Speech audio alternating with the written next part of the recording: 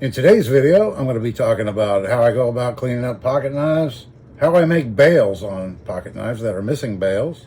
So I hope you find today's video interesting. If you're not a subscriber, I hope you consider subscribing to my channel. So if you hit the like button, that really helps out with the YouTube algorithm also, and helps me to make my channel grow.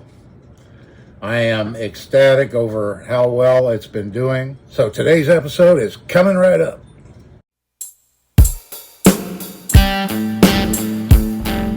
Hello everybody, thanks for coming back for another video. This is Dave and I'm glad you're with me. We're out here in the shop today. I got a bunch of stuff on the bench I want to run through. Maybe provide a few tips and tricks to those of you that are interested in the kind of things that I do. I'm going to start off with these scissors right here. Some of you may have seen these before. They were in a recent video. I found these at a garage sale for 25 cents. Thought they were really unique. Couldn't pass them up. Let me give you a quick demonstration on them. I mean, these things work fantastic. I haven't sharpened them. I haven't done anything but take a wire wheel to them and clean them up a little bit. That's all I've done. But I asked you if you could identify these for me, and you came through. Appreciate all the suggestions from everybody on what they thought these scissors might be used for. And the first one to chime in with the correct answer was Not Enough Knives 007. I believe that's your channel handle. And he said that he believed they were duckbill applique scissors, and that's what they are. With that information and my wife's excellent eyesight to make out some of the markings we found on here, I was able to identify these scissors, get a pretty accurate date on. So these are duckbill applique scissors, offset, used for fine embroidery work. And this particular pair was made by William Whiteley and Sons in Sheffield, England. That company has been around since 1760. They are still in business today making scissors. So that tells you something about the quality of the products that they make. And it's estimated that this pair is from the 1930s to the 1950s, made somewhere in that time frame. It's very frustrating for me when I find something and I have a hard time finding any history on it. So you guys came through and helped me out with that. I really appreciate it. So here on the bench I have some of the latest knives that I picked up. Here's that Scout knife, very old Imperial Scout knife. And I haven't done anything to it but soak it in oil. I removed the factory bail. I always do that so that I can clean everything better. So this one has cracks in the plastic right where the pins are.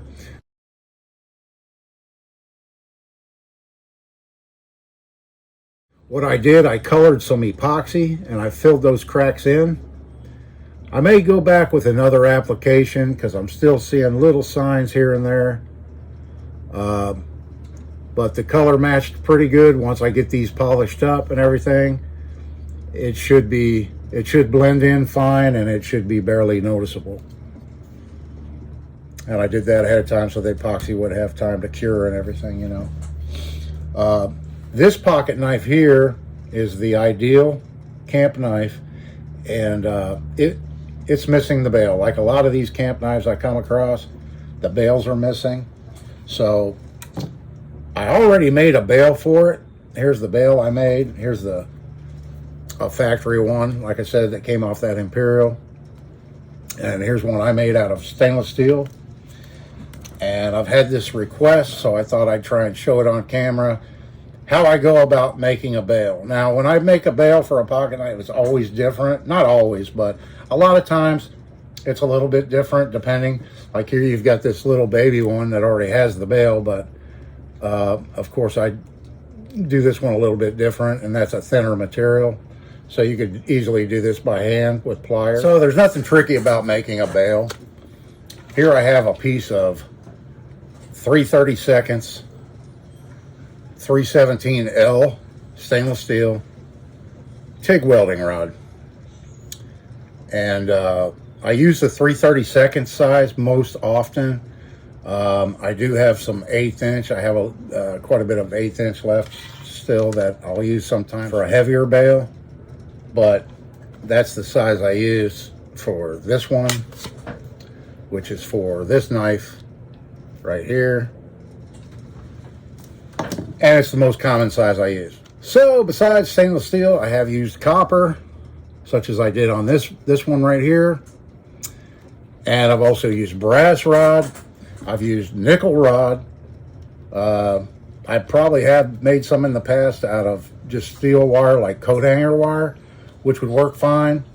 If you do, you got to keep it oiled, or put a nice patina on it, a forced patina and some oil, or put a blued finish on it if you want. Something like that would be my recommendation if you're using steel and not copper, brass, or stainless steel.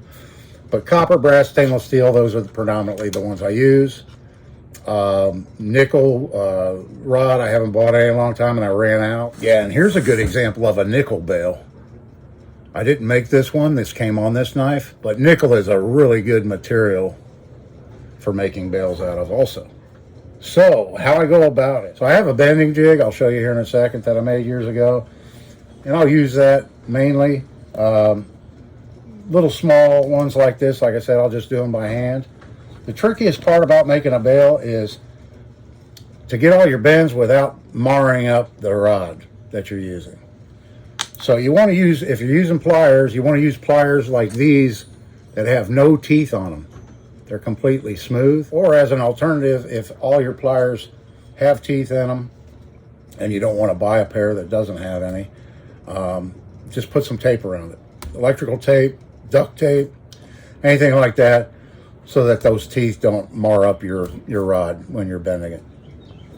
Other plier options would be something like these with nylon jaws that you can use to bend them and stuff like that. Let me reposition the camera. We'll go ahead and bend one up real quick, and I'll show you just how easy it is. Okay, and so here's my bending jig I made years ago, like I said, out of scraps. This is just a bolt that I cut the head off, put some flat spots on it. These are also bolts. This one's a little bent right now, but that just screw in.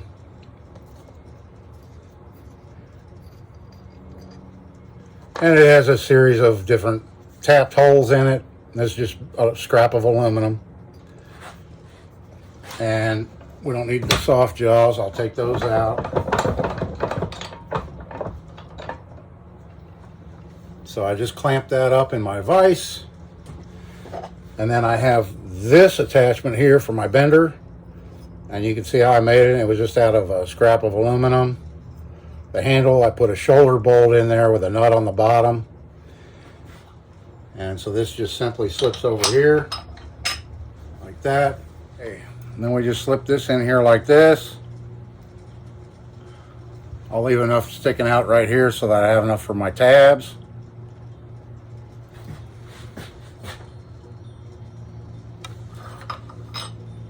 And that's what we have.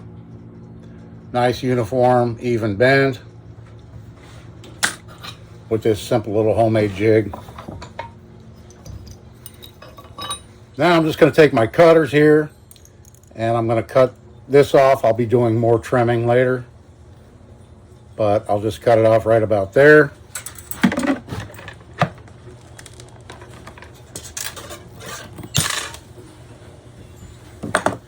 If I'm doing a lot of cutting, I'll use bolt cutters, but my end cutters work just fine. So now we have this right here. All right, and then next up, this part can be a little bit fidgety, but I'm just going to take a scrap of leather, stick it in the jaws of my vise.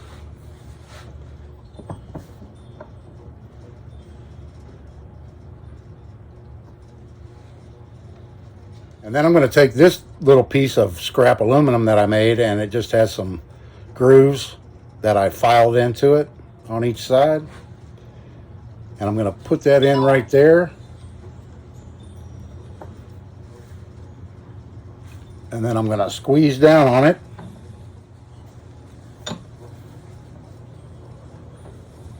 So now we have it nice and snug in the vise. I'm just going to take a punch, my hammer,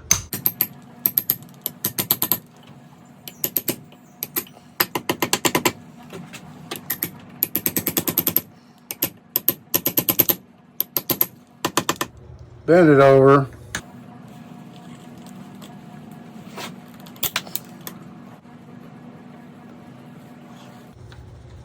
Trim off my excess.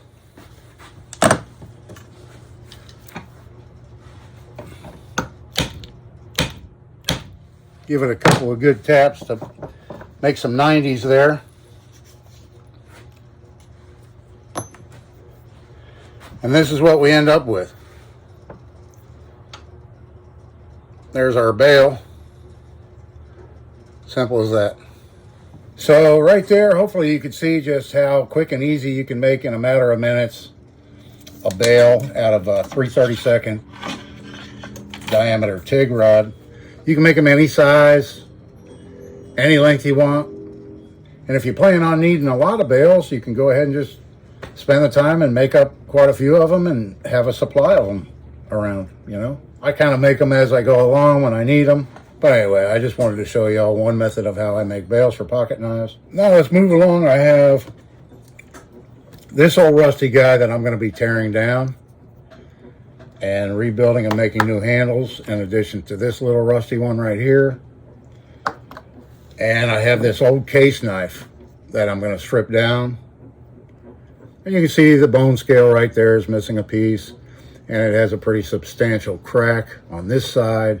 The badge is a little bit crooked out of the factory. The escutcheon is a little bit crooked. I'm not a fan of that. The blades, unfortunately, are in really bad shape. I already reprofiled this one. This one here is really whittled down. But it is what it is. I'm going to do what I can to make this knife look better. It is all corroded, rusty, bad shape.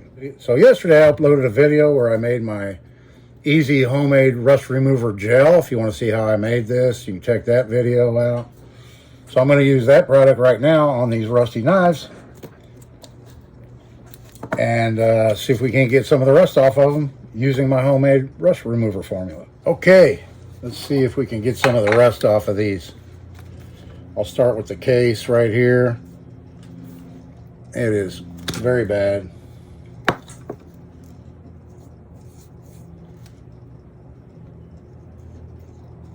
You know, I have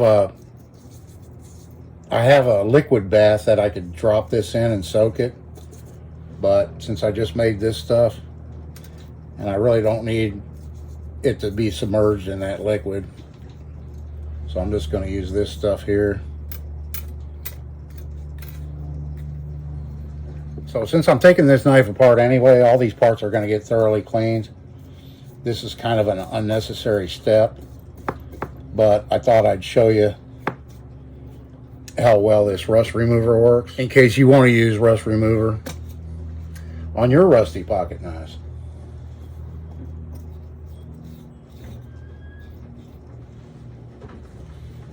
Don't need gloves when using this formula. It's acidic, but it's citric acid based and it will not hurt you. About a pH of 3.3, and like I said, if you want to see how it's made, you can check out my video on easy homemade gel rust remover, or the original video with the liquid form is easy homemade liquid rust remover.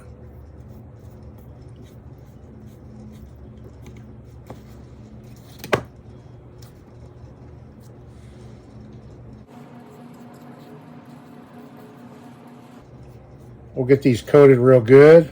So I rinsed off the knives that I put the rust remover on, and I dried them, and I did put a little bit of oil on the pivot points, but that's all I've done to them. And real quick look, this is how they came out. The rust remover leaves kind of a grayish, varying gray colored patina once it's rinsed off. And of course, all that can be buffed off, and you can make them shiny. You can put whatever kind of, leave it that way if you want. The patina that is left on there will protect the knife blade from rusting in the future. So if you do wish to leave it that way, it's perfectly fine. Or you can go ahead and clean them up further and shine them up. Here's the little guy here. That's what it looks like. It converts the rust. The little bail I did, I don't know if I showed it or not, but this was the original bail off of this Scout knife. And I put some of the rust remover on it. And then I just hit it with some steel wool. And it's looking pretty good. Now I just can buff it out. Buff it out and put it back on the knife. And we'll be done with that. Now, here's a couple of pocket knives I worked on that I don't think I've shown you yet. I don't have the before pictures, but we'll start off with this one right here. This is the Queen Cutlery Company knife, Stockman. And I haven't done anything with the blades yet. But right here you can see, I thought it said cargo, it says carbon. One of you kind viewers pointed that out to me. And once they said that, it's pretty obvious. It does say Queen carbon steel. Now, anybody that knows anything about Queen, you've seen knives with Queen steel. Well, Queen steel is stainless steel. And I believe that's why they put carbon on it, to designate that this is not Q steel or Queen steel, which they opted rather than using stainless steel, because at the time when stainless steels were first being used in pocket knives in the 1920s, a lot of old timers just were adamant about not wanting a knife with a stainless steel blade. So kind of a little marketing ploy that Queen used was call it Q steel, and then they'll think it's maybe some special kind of carbon steel or whatever, and it's not stainless steel, when it actually is stainless steel. So when they sold a knife back in that time frame that had carbon steel blades on it, they wanted everybody to know this is a carbon steel, not a stainless steel. So they actually stamped it Queen carbon steel. But it's a 3-blade Stockman with bone scales, and cleaned up really nice. So I'm real happy with that. A little bit more work to do on the blades, like I said. It's a 4-line Camillus, so she's an oldie. And if you remember seeing this knife before, it had 2 blades. The pen blade was broke off. It had no nail nick left on it. I contemplated saving that blade, putting a new nail nick in it, in the portion that was there, but it was so short. Not that it couldn't have been used for things, but rather than go through all that, I do have some blades that I made years ago, but none of the tangs were correct for it to work in this one. So I just eliminated one of the blades and I turned it into a single blade jackknife. And it has brass liners and bone scales. And I made a bail for it. It was missing a bail. And this one I used a thinner material, thinner type stainless steel wire. Yeah, I believe this is a 1/16 inch TIG rod. This is a lot thinner stuff on this one. And I still have some blade work to do on it. Somebody had attempted cleaning it up, and I don't know what they used, but you can see, yeah, it has some divots and pitting and stuff like that. So I'll do a little bit more work on this blade. And but the badge came out really nice on it. It really cleaned up nice. And so there's that one I hadn't shown you yet. Anyway, I think I'll leave it there, folks. I appreciate you watching. Hope you all enjoyed the video and you're having a great day. Remember, please hit that like button. It really helps out. I appreciate it. This day. See you in the next one.